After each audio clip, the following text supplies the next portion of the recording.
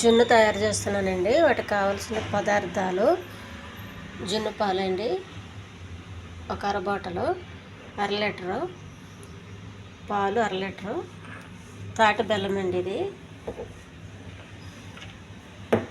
తాటి బెల్లం, ఇలాచి పౌడరు, మిరియాల పొడి. తాటి బెల్లాన్ని రోల్లో వేసుకొని మెత్తగా చేసుకోవాలండి. ఎందుకంటే చాలా గట్టిగా ఉంటుంది, తొందరగా నలగదు మనకి, అందుకే రోల్లో వేయాలి.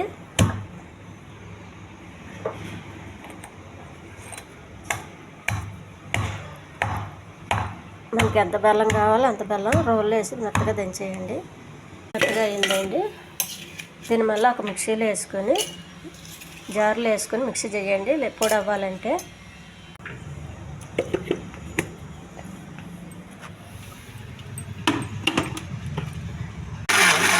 బెల్లం పొడి అయిందండి.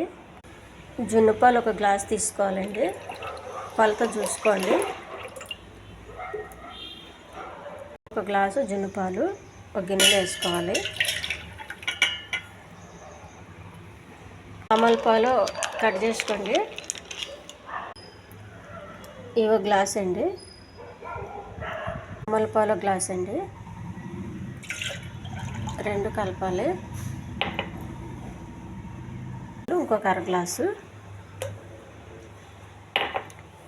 మామూలు పాలు, ఇంకొక అర గ్లాసు.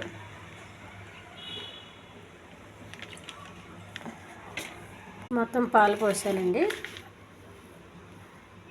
బెల్లము దీంతో ఒక అరకప్పు తీసుకోండి.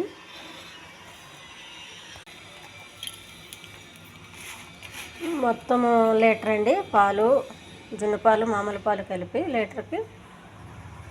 ఈ పాలలో బెల్లం వేసేయండి, మొత్తం కలుపుకొని వడగట్టాలి.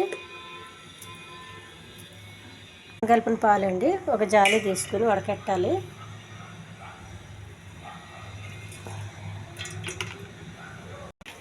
ఇలా వడకెట్టయితే డస్ట్ అంతా పోతుందండి.